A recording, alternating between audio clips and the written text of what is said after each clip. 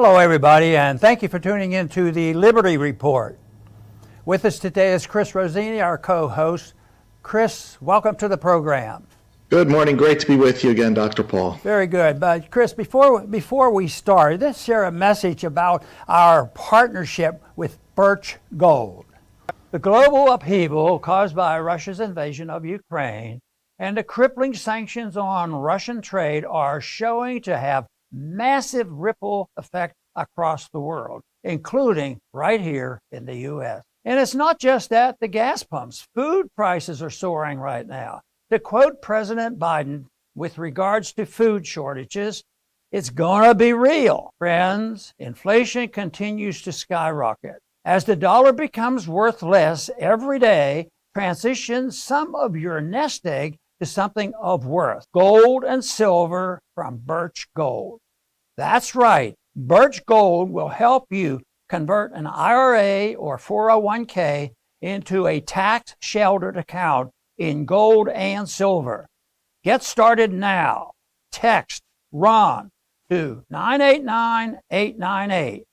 With thousands of satisfied customers and an A+ rating with the Better Business Bureau, Birch Gold can help you protect your savings. Text RON to 989-898 to get a free info kit on gold. There is no obligation to get this information. Text RON to 989-898 to protect your savings with gold. Chris, what are we going to be talking about today? Yes, Dr. Paul. Well, there are a lot of years that we could point to that were detrimental to American freedom, but none sticks out more than the year 1913, because it was in that year that both the income tax and the Federal Reserve were created. I mean, talk about a 1-2 punch, because once that began, Americans' earnings no longer belonged to them. They belonged to the government first. The government would decide how much of your earnings you were allowed to keep with the income tax. But it got even worse, because what you were allowed to keep after that would be under relentless attack ever since 1913 from the Federal Reserve, because then they would steal what was left via inflation. So our freedom was put into a vice, squeezed from both sides by the income tax and then the Fed's inflation. You know, times were much, much different than they are today. There were large families that were able to live on one income. You know, today they've virtually abolished large families especially, and everyone needs to work, and it's still not enough. You know, people would pay with cash for things. That was not a regular part of Americans' life. Today, it's virtually, financially, nobody is without debt these days, almost. We're in debt slavery. So much has changed from that year. The sad part, Dr. Paul, is many people think that this is how it is and how it should be. You can't get rid of the income tax or the Fed. How would we ever survive? You know, so it's a sad state of affairs, but the more people that realize how it was versus how it is, you know, perhaps they would like to go back to sound money and freedom again. Very good. You know, our title is pretty clear cut, and I can recall talking about this very early on when I first started in campaigning and in politics. But they always got a loud applause. And the Fed and the income tax, repeal 1913, it's still very popular, except it's a minority of people, in Washington. The people in Washington can't do it. They'd be out of business. They'd be out of work. And all the recipients would be pretty much annoyed, because that's what they live on. And they spend, they tax, and they inflate. And this is a system that's been around for too long. And there were a lot of people, good people, that opposed what was happening with the income tax in 1913. But they snuck that through as usual. And it was just going to be a little bit, 1% on a couple of rich people. And we've heard that story before. And then it turned into this monster on the way they can control people and the way they can use the tax code to force business people and others to do certain things, or they will be punished, by the taxing authorities. And we've seen that in the last administration the last Democratic administration, they used the tax code to punish their political opponents. But you know, this thing has been going on for a long time, and we're really at a crossroads on what's happening with a system that overtaxes and overinflates, overgrows the size of the federal government, and undermines the whole concept of liberty. Take, for instance, there's a lot of concern right now about inflation. People are worried about inflation, but they never, hardly ever hear anything on television that would explain to them where does the inflation come from. It's always, either Putin or Biden's fault. Well, it's the Federal Reserve's fault. It's the people who want the money.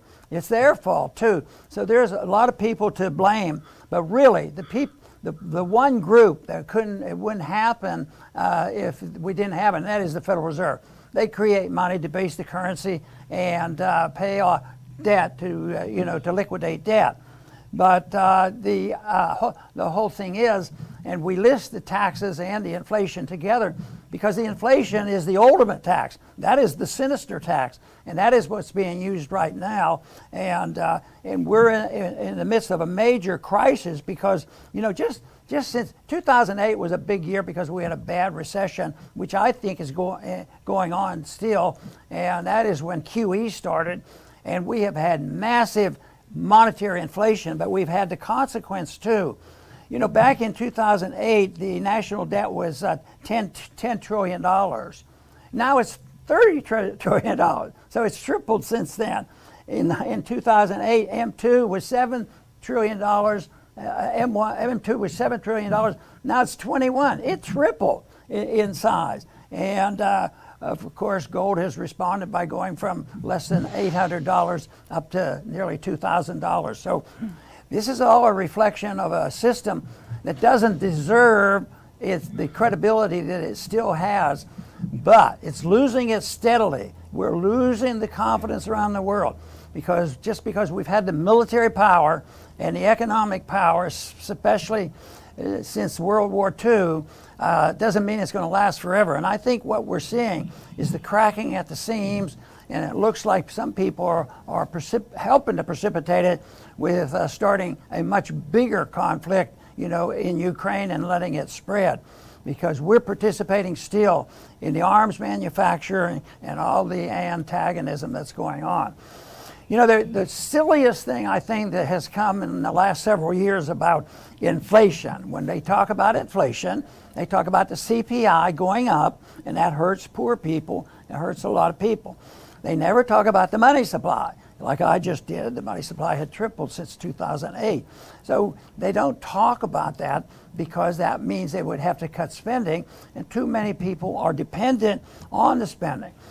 But this is an anniversary year for an event that happened in 2012. And what happened in 2012 is it was discovered, and the Fed admitted that they secretly, and no longer secretly, their target of debasing the currency would be 2% a year, because they thought, they came to the conclusion that prices weren't going up fast enough.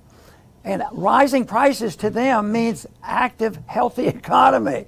Wherever they got that has to be, a bizarre interpretation of even Keynesianism. But that's been around, it's been gone, and I often wonder, when is it going to happen that 2%, breaks out? But years they've talked about it. They still talk about returning to 2%. But I tell you what, it was this year, it was in March, really, when it was discovered that the CPI, they couldn't hide it anymore, because when it starts up, what they do is they change how they calculate it. They change what items they measure, and they manipulate the numbers. So this has happened, and now people are starting to recognize it, and it is the big issue. Right now, they're not going to be talking about COVID in the election. People are sick and tired of the prices going up. One of our jobs, Chris, as I see, and I know you agree, is that we have to get a message out. They have to look at the real cause, and it has to do with the debasement of money. Prices aren't going up because the economy is healthy. And when the economy is unhealthy, pushing the prices up that doesn't solve their problems. It makes it worse. And that's the kind of philosophy they're following. But no, there will be a climactic end to this, not this week or next month, but it will come. It's getting worse because it's social conflicts that come from this too, because it divides groups of people, the people who benefit and the people who lose out from it. So there's always beneficiaries, at least on the early stages, and certainly all the special interests are benefiting, whether it's the military industrial complex or the welfare beneficiaries. It's something that eventually will be the source of our social conflict. It's also the source of the ability of the Marxists to raise their ugly head and say, see what freedom does, see what these free markets do, and they point to it. And the people in Washington, except for the few, they don't even have an answer for that.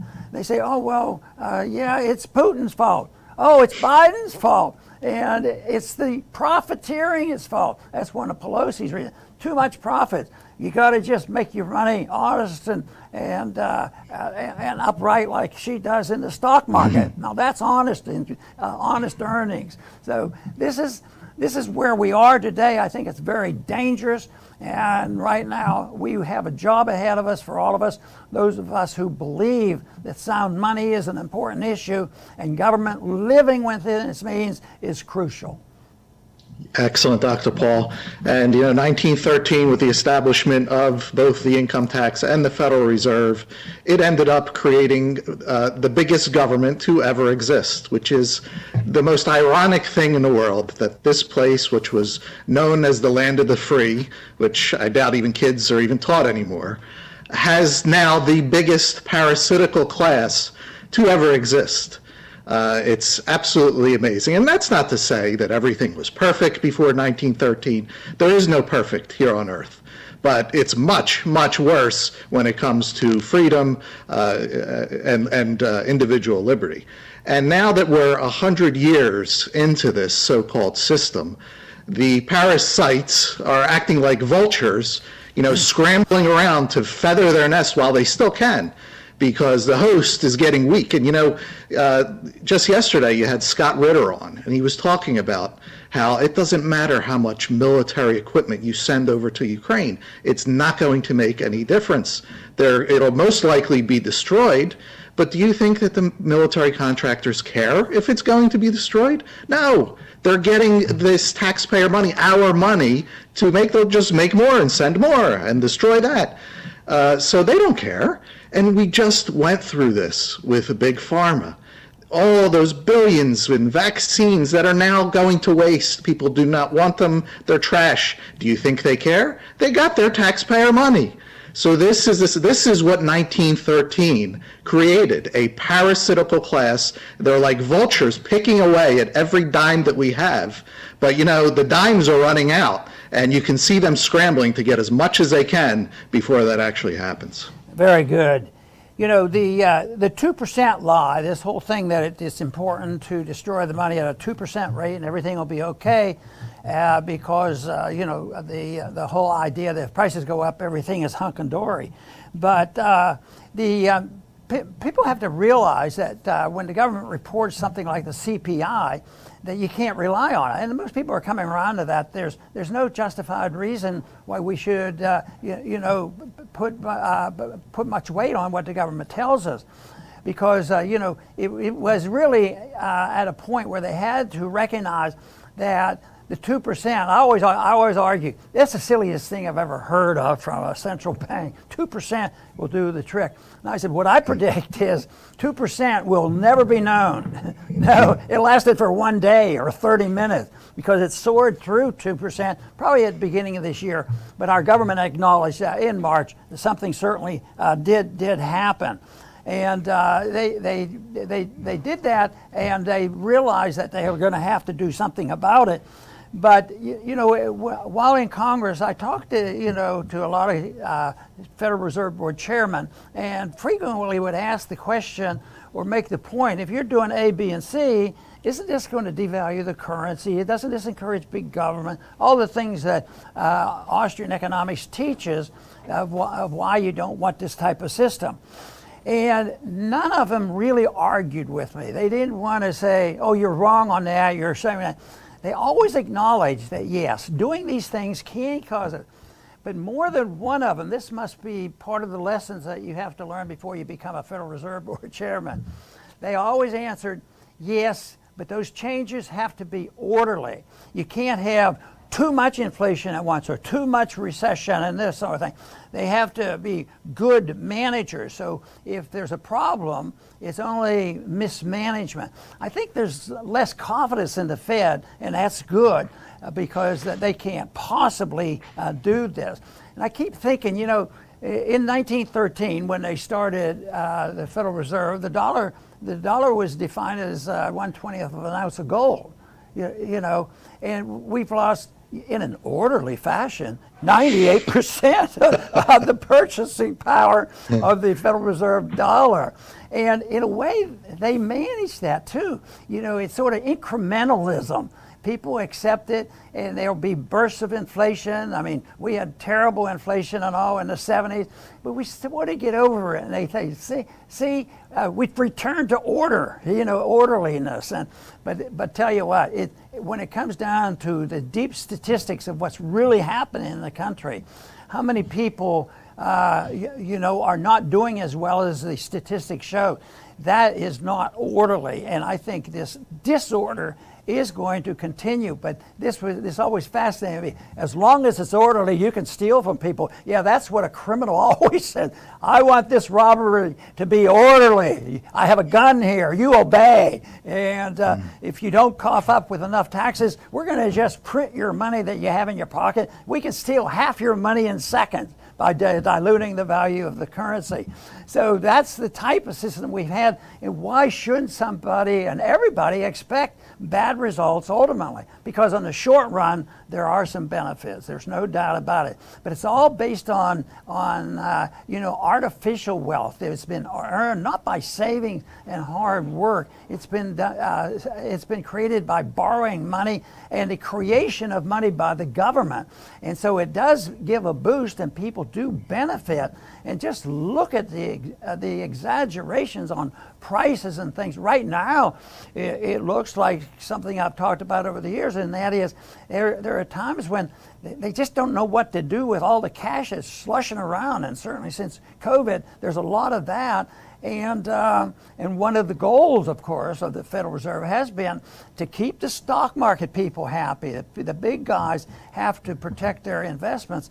And even though they have shaky days, and I think they're going to get shakier, but over the years, you know, it's been very orderly. They print the money, and house prices go up and all.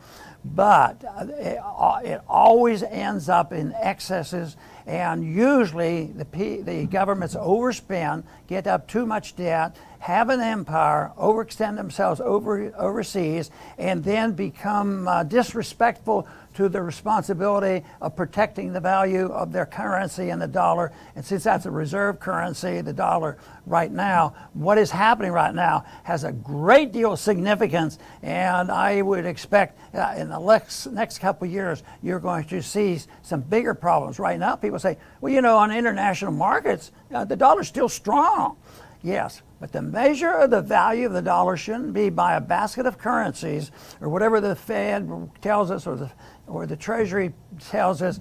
It has to be what the housewife, the people who go and buy the groceries, the people who pay the gasoline bills, the people who have to live on a budget, the people who, you know, have to have 2 and 3 jobs. They should tell you what about the value of the dollar. The value of the dollar is going down. We can't let them get away with lying and fibbing and distorting the fact that prices are going up because of people honestly working for a living. Just because a working man wants more money for his wages because he can't live otherwise, or you can't blame a businessman who honestly earns a living and earns profit. You can't blame them for the problem. It's the devaluation of the currency that matters, and it's done on purpose. It's been designed that way because they're convinced that they can do this and make sure that they can do it in an orderly fashion. My prediction is it's not going to stay orderly.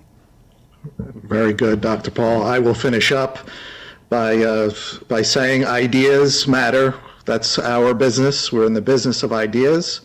Back in 1913, the Federal Reserve and income tax happened because the ideas that the people had in their minds were complementary to having an income tax and a Fed. The people back then were sold that it would be better for them. Were they thinking about the people in 2022 and what life would be like? Probably not. How could they? But the ideas of liberty matter now, because people must believe today that freedom is much better than this. Even while this still exists, while it looks bleak, people can change very, very quickly. And the vultures and the parasitical class, they think that they could just do this without end. You can tell by their attitudes, by the policies they make. They think that they are the kings of the universe forever. But that's not how human life works. A threshold will be reached someday, and people can flip in a heartbeat.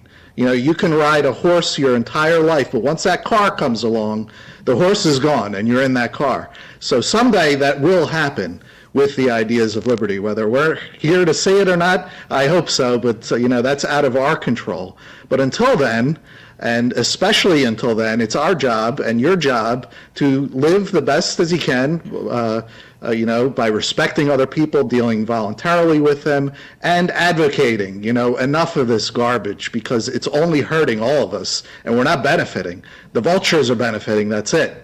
And, it's the sooner that we can get out of that and into a freer society, the better. Very, very good.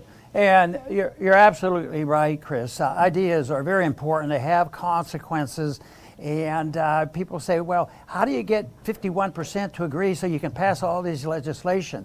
The attitude of the people, the prevailing attitude is important, and some people argue the case that the type of government we have has to be endorsed by the average and the large number of people. But that is not the way it works. That's a consequence of people with different ideas. So Keynesian economics, socialist economics, they have consequences in a negative way. Now, the explanation of the business cycle by Austrian free market economists, they have consequences too. And that's where we see the benefits coming along in more and more people, and a lot of young people interested in, the truth about economics. But there's still a lot of persistence on this fakery about what to do, because they won't admit the truth. Almost annually, on a routine basis, there were bills brought up that say, okay, we do have a mess. They're trying to get some points with fiscal conservative. We do have a mess and we have to do something about it. But $250 for a hammer for the Pentagon, we have to stop that. We have to have a bill in to say no more waste, no more fraud, no more abuse, and this will take care of the rising prices. Well, I always resented that, because that was just fake stuff. Because that is not the problem. That doesn't deal with the problem of printing money, because they want the government to spend the money.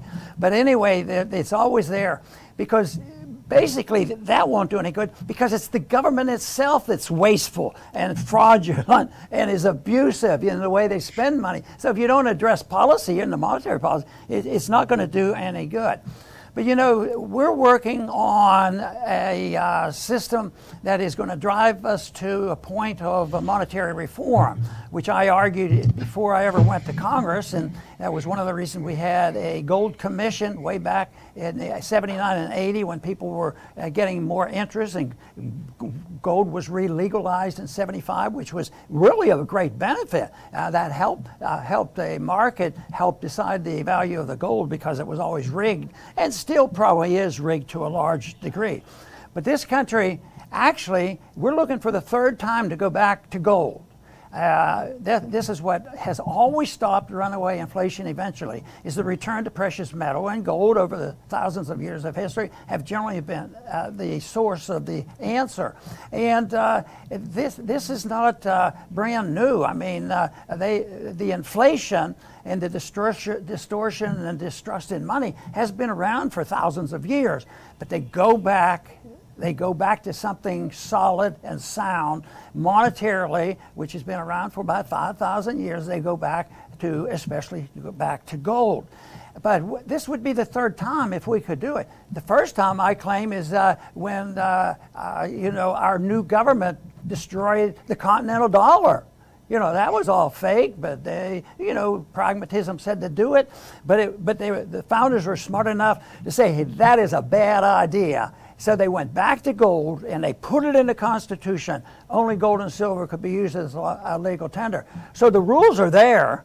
It's the people that have succumbed to the taking over of this whole system, the banking people and the financial people and all the special interests, where those rules in the Constitution don't exist. But, even after the Civil War, after they abused the gold standard during the Civil War with the greenbacks, and by 1975 they said, hey, this is not working so well. So they had a Resumption Act, and by 1979 they went back on the gold standard and they restored it back to the original $20 an ounce, which was pretty amazing.